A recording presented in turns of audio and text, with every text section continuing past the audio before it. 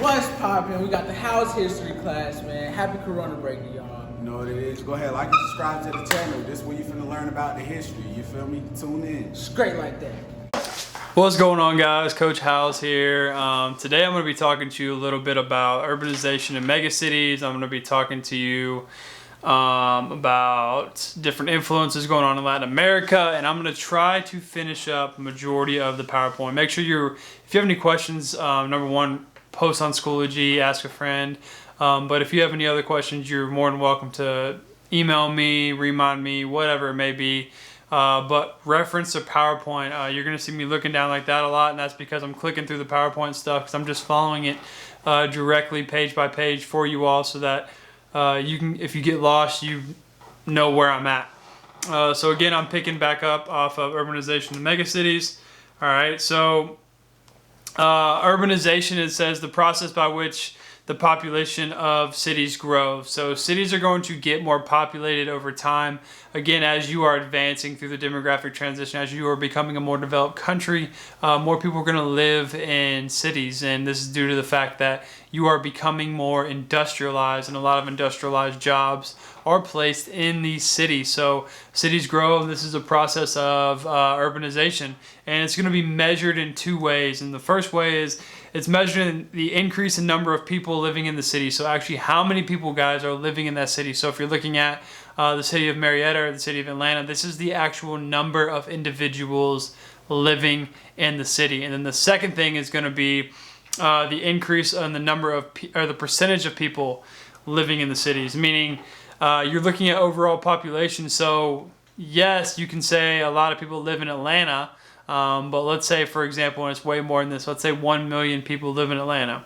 Okay, well, Atlanta may be the biggest city in Georgia, but let's say Georgia had a total population of, I don't know, 100 million. Well, then that 1 million is not that many people when looking at the percentage of the overall population. So when you're talking about the best way to measure if urbanization and the best way to measure the growth of cities, it's going to be the percentage of the people living in the city. So you're taking the total amount of people and they're growing. Now your next slide, it says, why have cities been growing? So it says 47% of the people live in cities in the year 2000 in comparison to 30% in 1950. So why is that? This is because that you are becoming more industrialized, right? So the industrialization brings these cities jobs, and it brings people to the city. And this is going to be true for every developed country except for the countries that we're talking about now when you're concerning yourself with Latin America. So that's why they've been growing. So the next slide talks about agriculture, government policy, economic development. It talks about the enclosure movement. The enclosure movement is really just the example of people's lands becoming enclosed, right? So you can think about it as far as fencing. You can think about it as far as barbed wire. You can really think about it anywhere. And you're going to have these economic development, and your certain job sectors are going to start to change. And again, so it says the increases in the secondary and tertiary lead to a drop in the primary sector. So the big thing when you're talking about this is that as urbanization grows, that inherently is going to mean that less people are living in the city, or less people are living in these rural areas. So I kind of imagine this: if you have farmers and you have people who are industrialized and work in the city, as one goes up, the other one must go down. Why? Because these people who are farmers are going to work in the city. So that is the best way to kind of describe it is, when you have increases in your secondary or your tertiary sector, which is really your manufacturing, processing, and your services levels of the country, then you're going to have your primary sector, which is your agricultural part. It's going to have to go down. So those two kind of work together. And then it says, obviously, so it's important to note that over the last 200 years, the more developed countries, you've seen this more than ever. Why? Again, this is due to the Industrial Revolution. As people hit through the Industrial Revolution, as a country becomes more developed, they're going to have more people working in these industries, more people working in these tertiary level sectors of their country and of their nation. This is because they're on the advance, they're on the climb to become more developed. So inherently, you're going to become more urbanized. So your next slide talks about the growth of cities and correlation of services. So it says, due to the growth of cities and development of MDCs and LDCs, both have services, but they cluster in different ways. So it says MDC development is spread out, so services are spread out as well, meaning yes, in more developed countries. So, for example, Atlanta is obviously the most developed city in the state of Georgia, right? It's our transportation hub. It's the capital of Georgia. But if you're looking at a city such as Marietta, it's, besides the skyscrapers and stuff, it's just as developed. I live in Kennesaw, and it's just as developed over here, right? We have the same buildings, technology available. The only other thing is, we don't have an airport. Actually, that's not true. We do have an airport. So there's another example of, we have McCollum Airport. So that's an example of us becoming or being just as developed almost as Atlanta is, obviously to a smaller scale. But yes, we are still as developed. And then your LDC, so it says development is clustered, so services are clustered. So this usually, and there's a picture here, and it's actually a good picture, and it creates like slums, and the idea that these people who are living in slums or favelas, they cannot afford to live too far away from the city. Why? Because their country is in this process of becoming a more developed country. So their jobs are located in the city. So the fact is they can't live very far from the city. But they cannot afford to live in the city. So what do? Well, they don't have a Marietta, Kennesaw, or whatever. They can't hop on 75. So they have to live in these low-income tenement housing or slums, and it kind of envelops a little informal economy, and I'll talk about that later as you go. So you have the rank size and the primate city. That is our next slide. So the primate city rule, that is, a lot of you had questions on that throughout the, if you can see the blue, that's because I got a laptop. But a lot of us had questions on this, and kind of when we were talking about the vocab and was it the right. So primate city rule. So the largest settlement has more than twice as many people as the second ranking settlement. So what this means, in order for something to be a primate city, let's say that Marietta or let's say this, in Georgia, Atlanta is the number one city as far as population, but then when you're looking at which city is populated the most, the next, it's not Marietta, but let's just use Marietta for the effect that you all know what I'm talking about. We look at Marietta and they're number two. Well, in order for Atlanta to be a primate city, they have to have twice as many people as we do. So if our total population was 100, they would have to have a total population of 200, which is twice as many as 100 for all my math people out there, in order for them to be considered a primate city. Obviously, this is very, very hard to do, considering in more developed countries it's spread out, right? So you have there's a lot of people that live in Cobb County. It's like more people that live in Cobb County than live in the entire state of Montana. So this is, kind of talking about primate cities.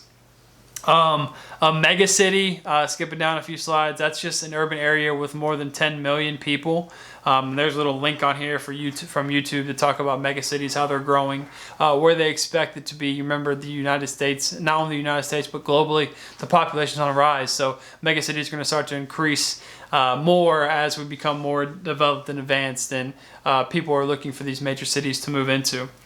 Rank size rule. So it's typically found in, LDCs, but it can be found in MDCs, so I've hit on that a little bit, and your vocab hits on that as well.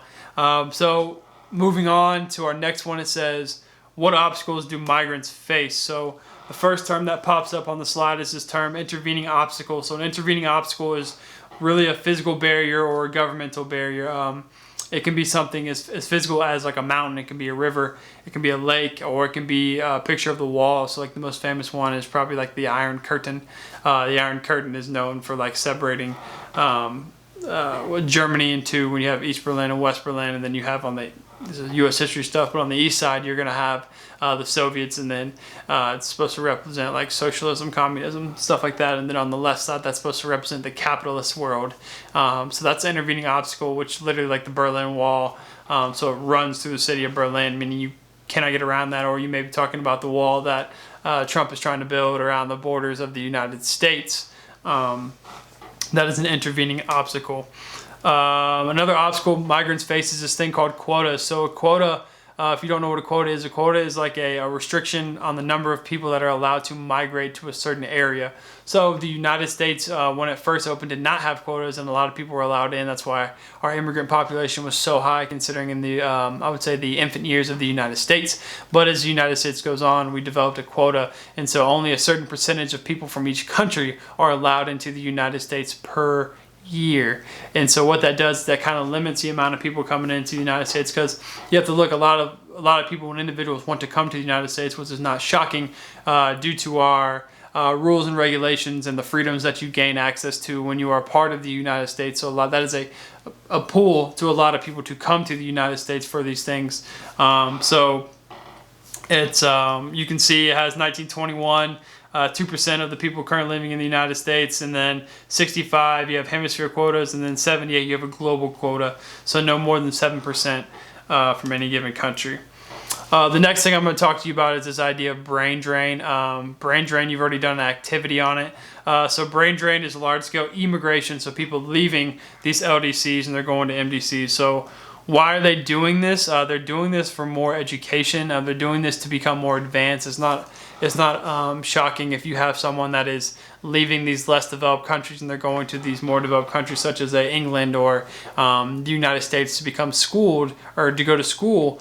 But the problem is they don't really return to these less developed countries, and that really hurts the less developed countries because you're taking their top percentage of people, meaning like they, I don't know if you've heard this, but it says there's this theory of something called the top 10%, which means like the top 10% of people in the society are going to be the ones that are your teachers, your doctors, your lawyers, your educators, all that stuff. The people that are, your politicians, people that are making the things run in America.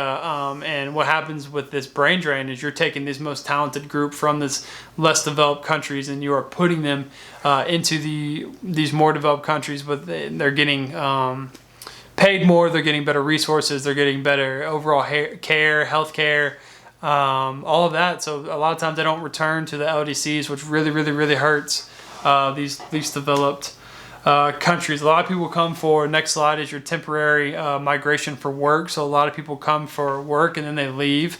And so it says low pay, high pay. So they work for low pay, but in reality, it's high pay in their countries. Every time I talk about this, I talk about international baseball players. So if you watch baseball or if you know anything about baseball, you'll see sometimes these international baseball players such as a Ronald Acuna or an Ozzie Albies or whomever, they may take a pay cut, what you may consider a pay cut, because to them, what is, 100 million over 10 years or whatever, you're like, wow, they could have got paid a lot more. But to them, $100 million just set up their family back home for life.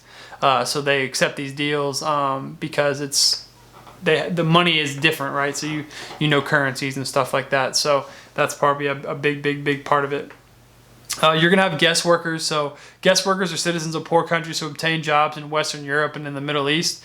And really what happens is what begins as a short-term job often extends to a longer period of years. So they get this opportunity to advance themselves. They get this opportunity to gain prosperity from an economic standpoint. And so they move and they're doing the things that they should be doing. They're making money, and what was supposed to be for a small period of time turns into a larger window due to the fact that, like I said, your economic indicator or your economic push-pull factor is the main reason why people migrate. So the next slide talks about your economic migrants versus refugees, meaning economic migrants dealing with money. A refugee is someone that they are fleeing for safety, or they're fleeing because they don't have a choice. It usually happens in like war-torn countries. This happens in countries who may have like communist dictators, or there's a rebellion or whatever. So that is the difference between economic and refugees. And then the last thing I'm going to talk to you about is Latin America. Its physical features, its population distribution, all that good stuff. Sorry, I'm talking kind of fast. Lose my voice. So first slides, why is it called Latin America? So the cultural components obviously are very, very big. You might wonder why these places speak Spanish, or why they have Spanish heritage, or why they practice a certain religion that most Spaniards do. And that's because, drum roll, they're colonized by the Spanish. And so the Spanish and the Portuguese are going to be the main ones that colonize these people. And when they do that, they're bringing along their heritage, custom, cultures, beliefs, language, religion, all that stuff. And what it's going to do to the individuals that are colonized by these countries is it's going to give them something in common.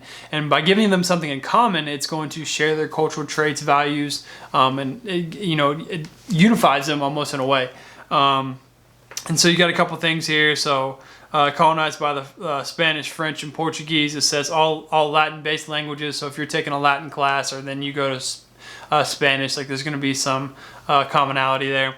common ancestral language is Latin, your common religion, which is Roman Catholicism, and then they share obviously the same portion of the earth. So just understanding the lifestyle and all of that gives them something in common. It's like kind of like if you're born and raised in the South and you meet another person from the South and you may be in the North, you automatically have that compatibility effect. So next is going to show you the population distribution. It's important to know that the population, as always, most people are clustered near the coast. You'll notice if you're looking at this top little portion of Latin America on this PowerPoint that there's not people there, and you might be going, why is that? Well, because there's this thing called the Amazon rainforest and people don't live there. It's very, very hard to live there. And so the big part about that is people are clustering near the coast. You're going to see Brazil. There's a lot of them. That's basically due to the fact of going back in the history of the slave trade, coming from this Western Africa over, and then you're going to have a lot of people clustered on the west coast as you're going to the top near Venezuela, Colombia, the Panama region, and as you're getting closer to Mexico. So while I'm on Mexico, yes, most people do cluster on the coast, but Mexico is different because they have Mexico City. Their capital is inland, meaning it's not on the coast. And so this is one of the prime examples from that as far as population distribution. Again, climate is going to affect everything. People don't like living where they get a lot of rain. People don't like living where they don't get any rain. People don't like living where it's hot. People don't like living where it's cold. So you're going to see those not Patagonia, that would be Argentina, but you're going to see these regions of extreme temperatures and weather not being very populated all the time. And again, it's broken down of tropical wet arid regions, highland regions, marine west coast, and there is a little video on Patagonia if you all would like that. And that is it as far as our notes. Now I do understand that next week, I'm gonna put this over here, I do understand that next week is our spring break, so I won't be assigning you any notes, which means any work that you don't have or you have not completed from this week will roll over to next week. So that's not that big of an issue, and then you'll be able to return it in whenever. I do know the county is going to be meeting on grades. Again, if you're watching this video as a review or anything like that, this does not apply to you. But to those of you that are watching this video for the fact that you're in my class, the county is going to be meeting on grades, so all the stuff that I've been assigning that you will have to turn in, and you will be accountable for your things. So make sure that you're doing what you're supposed to be doing. Make sure that you're caught up on all your work. Make sure that you are working on your ping project and all those other good things. And make sure you're staying safe and isolating and doing your part and making sure that we can get back to school hopefully sooner than later. So until then, if I do not talk to you before spring break, have a good spring break. Enjoy it. You're getting more time off, but really focus on the things you need to be focusing on, and I'll talk to you later. Thanks for watching History with House. Don't forget to Like, comment and subscribe.